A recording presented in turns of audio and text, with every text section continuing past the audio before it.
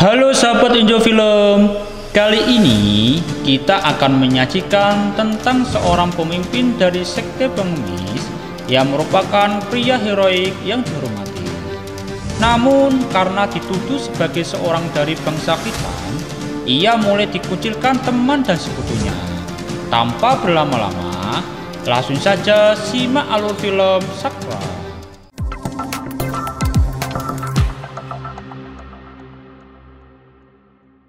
Skin diawali dengan memperlihatkan sepasang suami istri yang tiba-tiba mendapati seorang bayi di depan rumahnya. Anak tersebut diketahui tumbuh bernama Hyong Feng yang saat dewasa menjadi ketua suku Kaipang. Feng kerap kali melakukan pemberantasan terhadap oknum korupsi dan juga terhadap perampok. Skin kemudian berpindah pada seorang biksu Tang berpenampilan cukup menyeramkan, tengah makan siang bersama bawahannya. Feng yang sudah lama menunggu sang biksu ini akhirnya menyerangnya dengan sumpit dari kejauhan. Kemudian Feng mendekati sang biksu tersebut untuk bernegosiasi agar biksu ini mau melepaskan seseorang yang ia tangkap paksa. Dan kini orang tersebut ditaruh di sebuah sel kecil. Feng menawarkan bahwa jika biksu mau melepaskan orang yang ada di dalam sel kecil tersebut, maka Feng akan membayarkan seluruh makanannya yang ia pesan. Merasa direndahkan, sang biksu akhirnya menyuruh bawahannya untuk menghabisi Feng, dan akhirnya pertarungan sengit pun terjadi. Biksu ternyata memiliki kekuatan api, namun Feng akhirnya berhasil mengalahkan biksu dengan jurus tapak Buddha yang mengandalkan kekuatan angin. Setelah mengalahkan biksu tersebut, Feng kembali menuju markas bersama suku mereka. Sampai di sana, Feng malah mendapatkan sebuah kenyataan yang tidak sedap lantaran dirinya difitnah telah membunuh wakil ketua suku. Hal tersebut dibantah oleh Feng.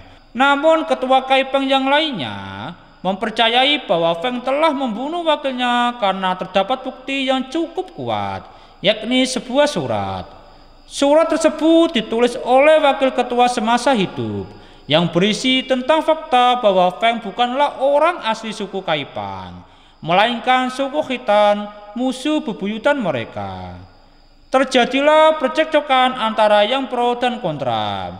Hingga akhirnya Feng memutuskan untuk melerai perpecahan ini dan mengundurkan diri dengan menusukkan pisau ke perutnya sendiri.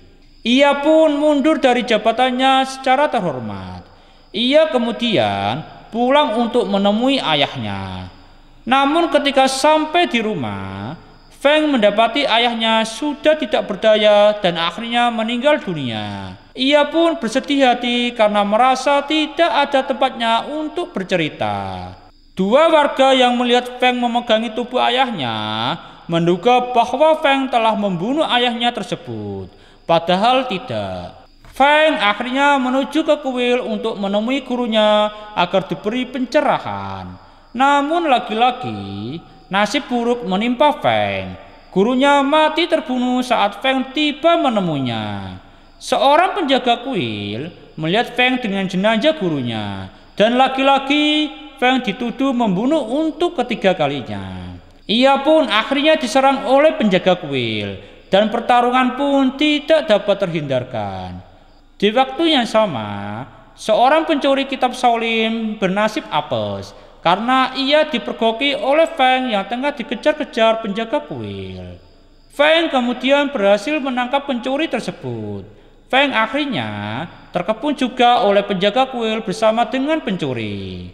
Feng yang menahan pencuri itu diserang oleh jurus tapak besi dari salah satu guru kuil. Feng yang mampu membentengi diri berhasil selamat. Namun si pencuri terpental jauh karena tidak memiliki ilmu bela diri. Saat terpental, ternyata Feng mendapatkan fakta bahwa pencuri tersebut adalah seorang perempuan yang menyamar menjadi laki-laki. Feng kemudian melarikan diri dari kejaran prajurit kuil. Skin memperlihatkan Feng berusaha menyalurkan energi kepada pencuri tersebut yang diketahui bernama Azu, yang terkena jurus tapak besi sangat berbahaya. Ia kemudian membawa gadis tersebut kepada seorang tabib. Tabib yang juga menaruh curiga karena Feng telah membunuh 3 orang, akhirnya memberikan syarat bahwa ia mau mengobati gadis tersebut. Namun Feng harus melawan orang-orang yang kini tengah mencoba menyerangnya. Feng pun setuju. Sebelum pertarungan dimulai, Feng dan warga suku Kaipang melakukan perjamuan minum sebagai simbol untuk memutus tali persaudaraan agar nantinya dia tidak merasa menyesal karena telah membunuh satu sama lain. Satu persatu, suku Kaipang menyerang Feng bergiliran. Namun Feng tetaplah menjadi pendekar yang kuat. Pada suatu momen, Feng nampak kewalahan karena penyerangan yang tak kunjung selesai. Hingga akhirnya ada sosok misterius yang menolong Feng dengan merobohkan atap kuil. Dan Feng mampu memenangkan pertandingan. Sosok itu kemudian membawa Feng lalu mengobati lukanya dan memberitahu bahwa nama ayah kandungnya adalah Hia Yonghang. Setelah memberitahu, ia pergi begitu saja. Sementara Aju, gadis yang menyamar sebagai pencuri, kini tengah diobati oleh tabib sebagai penepatan janjinya. Namun Aju harus ditahan sementara waktu di kuil tabib untuk memancing kedatangan Feng. Aju berhasil mengelabui penjaga dengan menyamar sebagai tabib. Dan saat bertemu dengan tabib yang asli, Aju kemudian berhasil menusuknya dan membakar kuil milik tabib tersebut. Di kemudian hari, Feng berniat untuk menjemput Aju. Ia terkejut karena mendapati bahwa kuil tabib sudah hangus terbakar. Kemudian ia bertemu dengan Mu Rongfu yang ternyata dulu adalah atasan Aju. Mu Rongfu lah yang menyuruh Aju untuk mencuri kitab Shaolin dan mengiming-imingnya memberitahu orang tua kandung Aju. Ia juga adalah biang kerok yang selama ini memfitnah Feng telah membunuh wakilnya sendiri. Mu Rongfu menawari Feng untuk bergabung bersama kelompoknya dan tentu saja Feng menolak ajakan tersebut. Kemudian Mu Rongfu menyerang Feng dari belakang dengan sebongkah kayu besar hingga di sana terjadilah perkelahian. Perkelahian tentu saja dimenangkan oleh Feng yang memiliki jurus tapak Buddha. Ia akhirnya dibawa oleh Mu Rongfu untuk bertemu Aju. Di sisi lain, Feng mendapat kabar bahwa ternyata yang membunuh orang tuanya adalah Wang Yanchen. Feng dan Aju pun mencari keberadaannya untuk membalaskan dendam. Ternyata mereka mendapati fakta bahwa Yanchen adalah ayah Aju dan ia memiliki adik bernama Azi. Malam hari, Feng berniat untuk membunuh Yanchen. Ia kemudian mendapati Yanchen yang ternyata berada di dermaga tak jauh darinya. Yanchen kemudian meminta maaf kepada Feng atas tindakannya tersebut. Feng tampak gentar, kemudian menyerang Yanchen yang akhirnya terjatuh di danau. Namun Feng terkejut bahwa ternyata Aju lah yang ia serang karena Aju telah menyamar sebagai ayahnya. Aju mengaku bahwa dirinya tidak mau ayahnya mati terbunuh. Ia sangat mencintai orang tuanya. Feng begitu menyesal dan akhirnya membawa jenazah Aju ke orang tuanya. Yanchen mengaku bahwa dia tidak pernah menyerang desa Feng. Ia ternyata telah dibodohi oleh Bai Qingqing. Tanpa pikir panjang, Feng akhirnya menghampiri Bai Qingqing dan menginterogasinya.